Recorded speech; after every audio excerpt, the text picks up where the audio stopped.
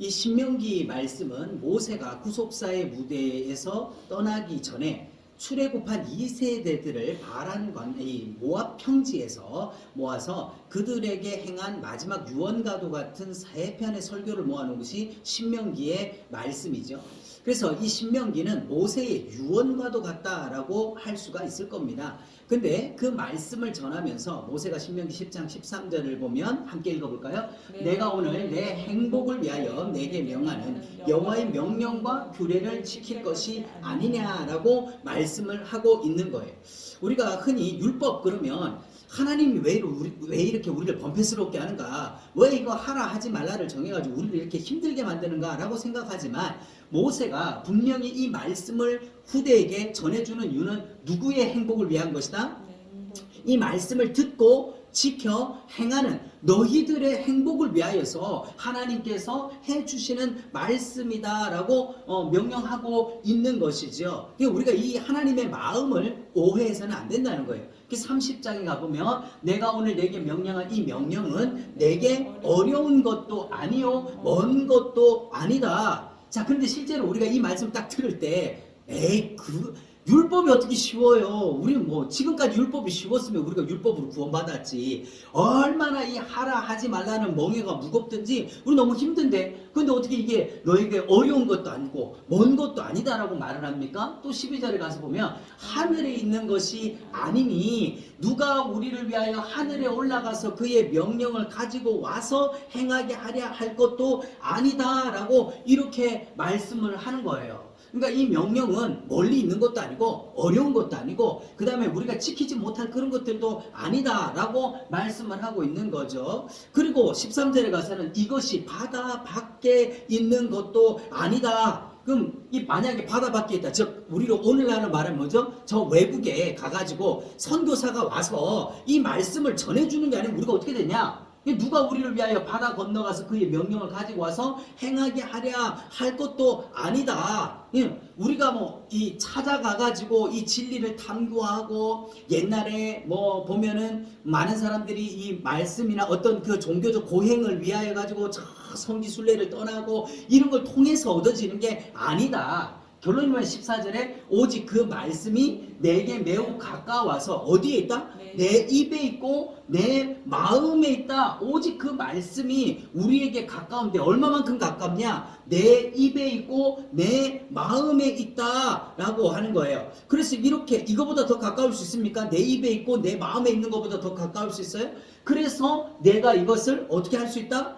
행할 수가 있다라고 말씀을 하고 있는 거죠. 우리가 이 말씀을 조금 더 깊이 보면요, 그 말씀이 가까워서 내 입과 내 마음에 있다. 그래서 우리가 행할 수 있다라고 하는데, 율법은 입으로 하는 겁니까? 손이나 발로 행해야 되는 겁니까? 그죠? 율법은 행위법이에요. 내가 손과 발로 해야 되는 거예요.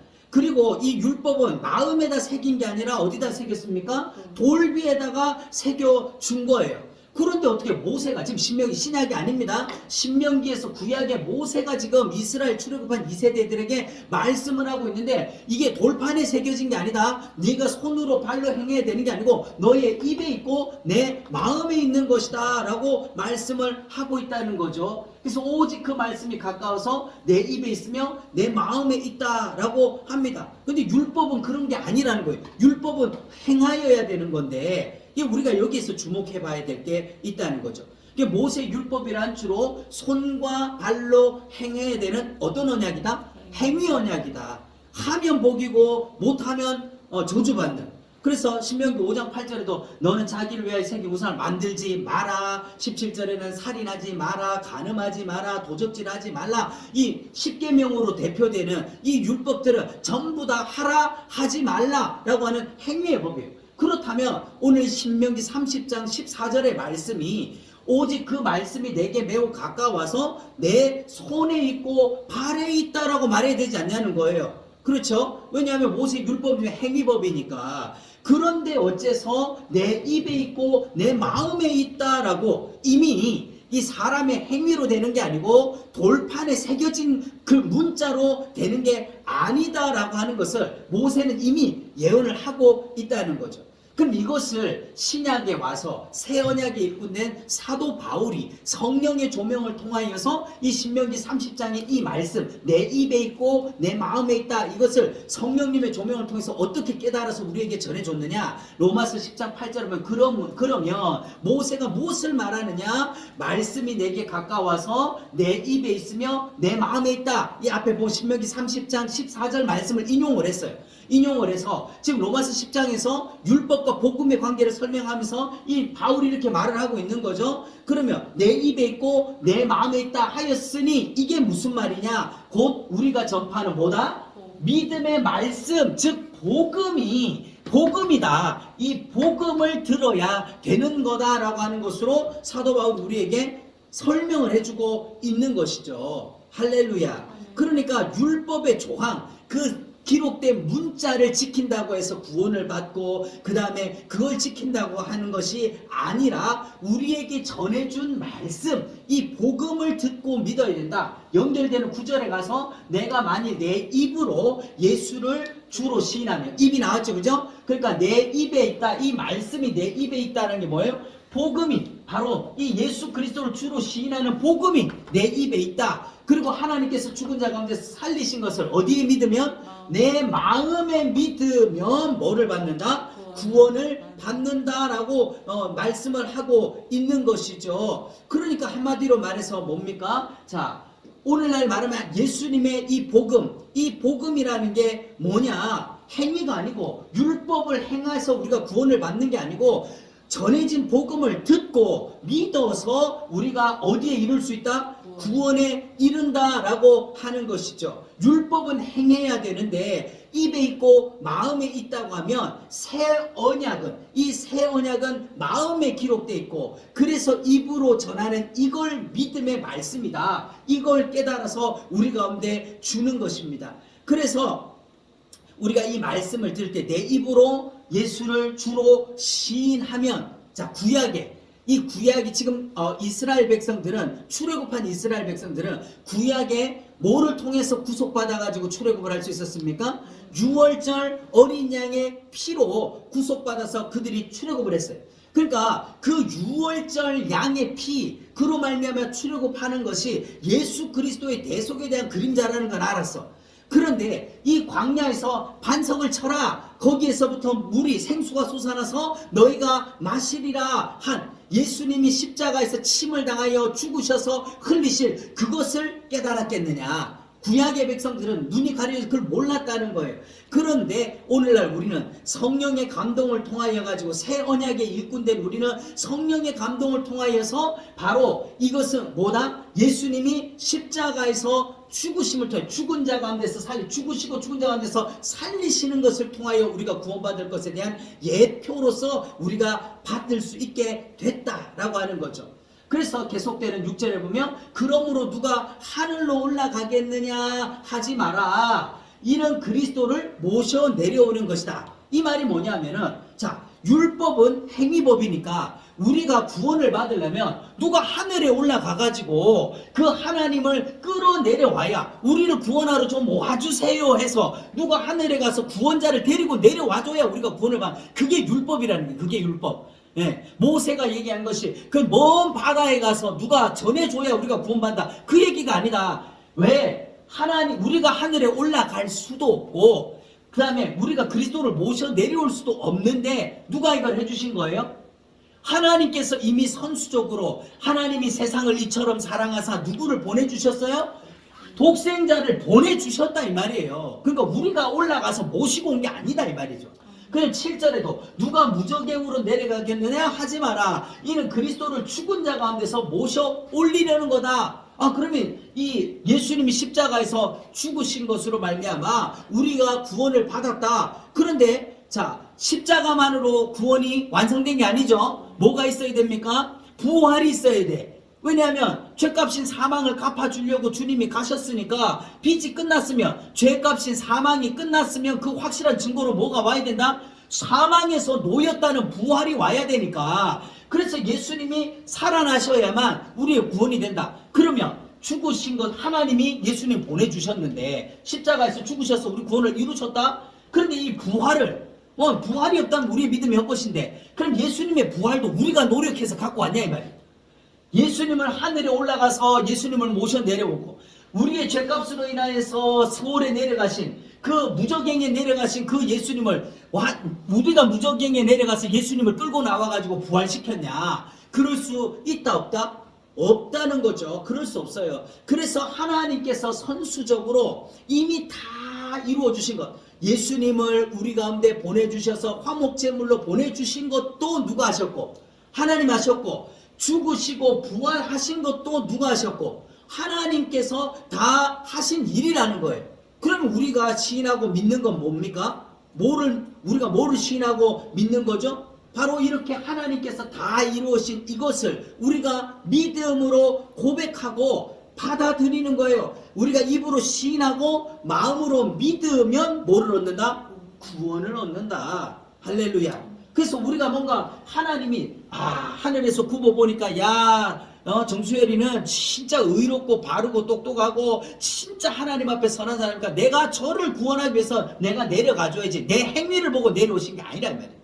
그 다음에 예수님의 죽으심을 통해 부활도 역시 마찬가지로 보니까 저들이 저렇게 신실하게 잘 믿고 저렇게 예수님의 죽음을 애통하고 저렇게 예수님의 부활을 간절히 바라니까 내가 가져야지, 그렇게 한 게 아니라는 거예요. 우리가 행한 것을 통하여서 얻어지는 것이 절대 아니다. 누가 다 하셨다? 하나님께서 선수적으로 이루어 주셨다. 그럼 우리가 할 일이 뭐냐? 이걸 하나님이 이루어 주신 이것을 믿고 입으로 시인하여서 어떻게 해라? 구원에 이르는 거예요. 그런데 오늘날 현대교회에서 치명적인 이 부분에서 우리가 치명적인 잘못을 깨닫게 되는 거예요. 14절에 가서 보면 듣지도 못한 일을 어찌 믿으리요 그러는 거예요. 이게 누가 못 들었다는 거예요? 이게 불신자들이 못 들었다는 얘기입니까?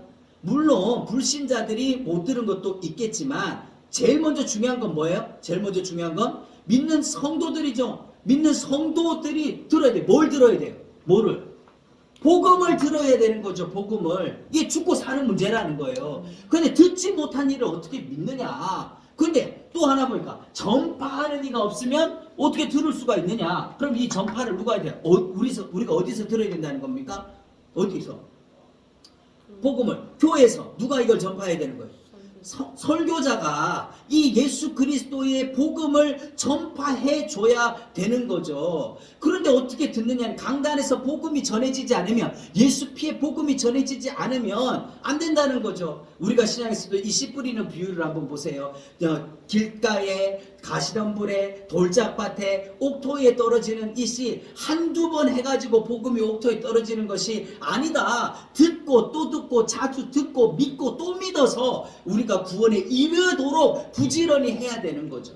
그리고 15절에서 보내심을 받지 아니하였으면 어찌 전파하리요? 라고 말씀하는 거예요. 그러면 이것도 전파하는 자가 자기 의와 자기 노력을 가지고 이 복음을 사람을 살려내는 구원에 이르는 복음을 자기 노력과 자기 지식과 자기 힘을 가지고 할 수 있는 것 아니라 오직 성령님의 은혜로 말미암아 성령님이 전파하도록 하신 그 힘을 따라서 하는 거죠. 그래서 기록된 바 아름답도다 좋은 소식을 전하는 자들의 뭐다? 발이여 함과 같다. 왜 여기서 발이 나오는 거죠? 이게 뭐예요?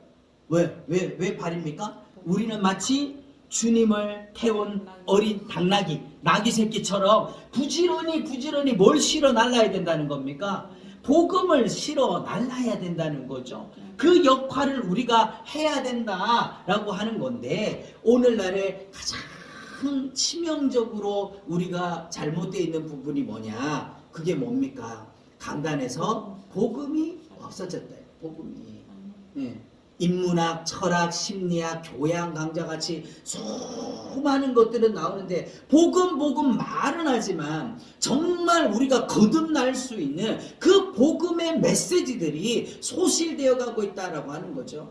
그러면 보냄을 받은 자들이 전파해야 될 좋은 소식이 뭐냐 이거예요. 네. 우리가 지금 그런 복음 하는데 그게 뭐냐? 에베소서 1장 13절 읽읍시다. 너희의 구원의 복음을 듣고 그 안에서 또 믿어 그랬어요. 그죠? 자, 그럼 구원의 복음이 뭐냐? 이 구원의 복음을 듣고 믿어야 된다. 이 복음을 전해줘야 된다. 그러면 이 성령님이 뭐를 줘요?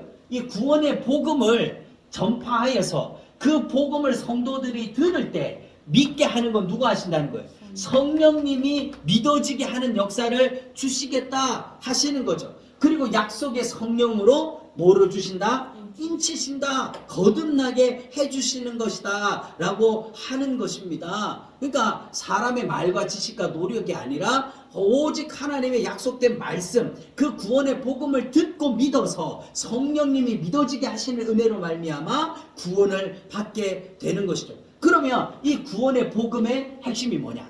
이 구원의 복음의 그 내용이 뭐냐? 로마서 4장 25절에 예수는 우리가 범죄한 것 때문에 어떻게 되고? 내줌이 되고, 이게 뭐예요? 십자가에서 죽으셨다. 그럼 왜 예수님이 십자가에서 죽으셔야 했는데 죄값이 사망이다. 한마디로 말해서 우리는 죄에 팔린 자, 마귀에 의해서 죄에 팔려있기 때문에 우리에게 가격이 매겨져 있는데 나를 사가려면 죽어야 된다. 누가 자기 목숨을 대신 주고 죽어줘야 나를 사갈 수 있다라고 우리가 이렇게 가격표가 붙어, 마귀가 우리에게 그 사망이라는 꼬리표를 붙여놨다. 가격표를 붙여놨다. 누가 사갈래? 이 사람 살리려면 네가 죽어야 된다. 아무도 해줄 자가 없었다 이 말이에요. 그런데 누가 그걸 하셨다는 거예요?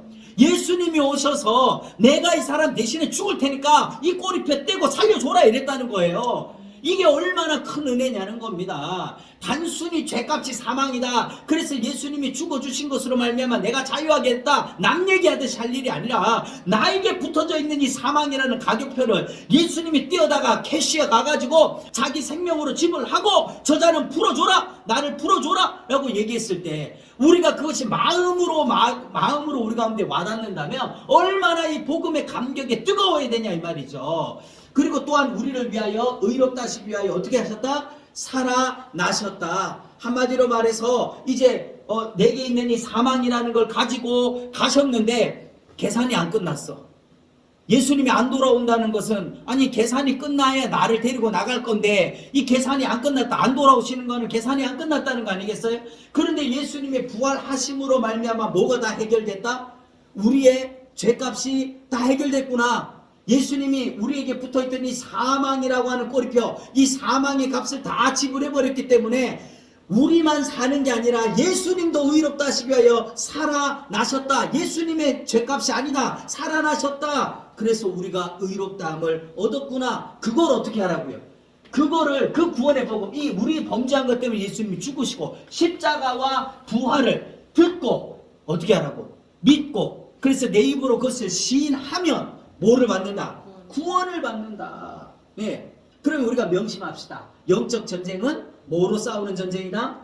입으로 싸우는 전쟁이다. 그래서 요한계시록 16장 13절에 또 내가 보매 개구리 같은 새 더러운 영이 나오는데 용의 입과 짐승의 입과 거짓 선지자의 입에서 이 더러운 영이 뭐를 통해서 입에서 나오는 말로서 싸우더라. 오늘날 얼마나 이 시대에 지금 거짓이 난무하는 시대가 돼버리고 이제는 하도 거짓말들을 해야 되니까 거짓말이 진짜 같고 진짜가 거짓말 같은 이런 시대가 돼버리는 시대가 됐잖아요. 그런데 우리가 이 복음도 그렇게 해서는 안 된다. 에베소서 6장 19절에 나로 뭐를 열어서? 입을 열어서. 왜? 이 더러운 영도 입을 통해 가지고 쏟아내니까 우리가 이걸 대적해서 싸울 때도 우리는 성령의 감동을 따라 우리가 입을 열어서 복음의 비밀을 어떻게 해라? 담대하게 알리게 하옵소서. 복음의 비밀, 이 진리와 비진리, 성령과 악령의 싸움, 이게 뭐를 통해서 오늘날에 이루어지고 있다? 입에서 나오는 말씀. 이건 단순하게 마귀 얘기만, 귀신 얘기만 그런 것이 아니라 오늘날 교회 안에서 강단에서 복음 아닌 다른 것들을 우리가 선포하고 복음 아닌 다른 것들을 쏟아낼 때 우리는 어떻게 보면 하나님의 대적자가 되는 거다.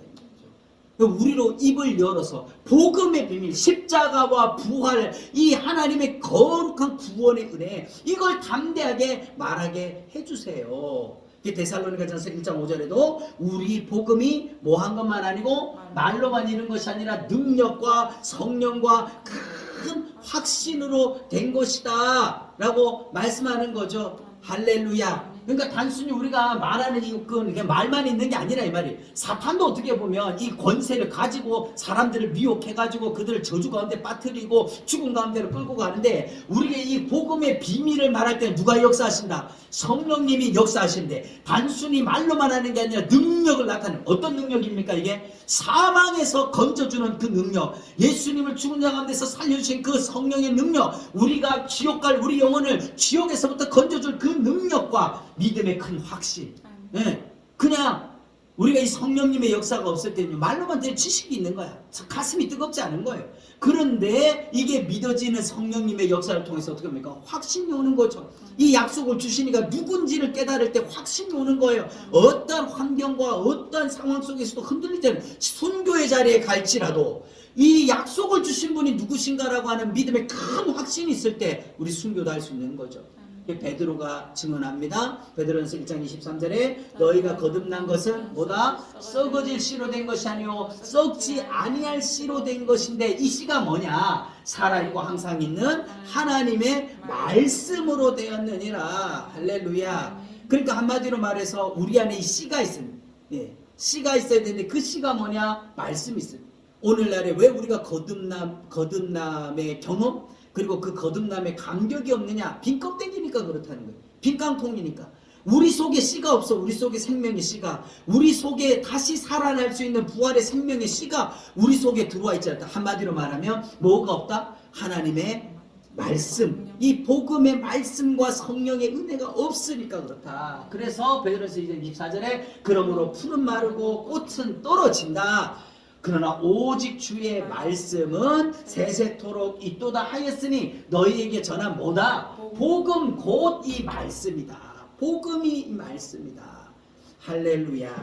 그러니까 우리가 구약의 율법의 하나님의 말씀을 보든, 우리가 신약의 어떤 말씀을 보든, 그 멀리 있거나 어려운 거나 힘든 것이 아니라 내 입에 있고 내 마음에 있어 가까이 있는 것이다. 그런데 그것을 할 수 있느냐 없느냐라고 하는 것은 하나님의 사랑이 우리 가운데 부음바 되어야 돼요.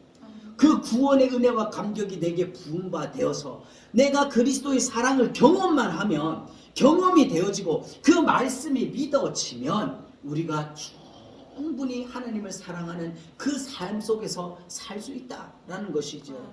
오늘도 우리가 이 말씀 가지고 한 주간 승리하는 저와 여러분 되기를 예수님의 이름으로 축복합니다.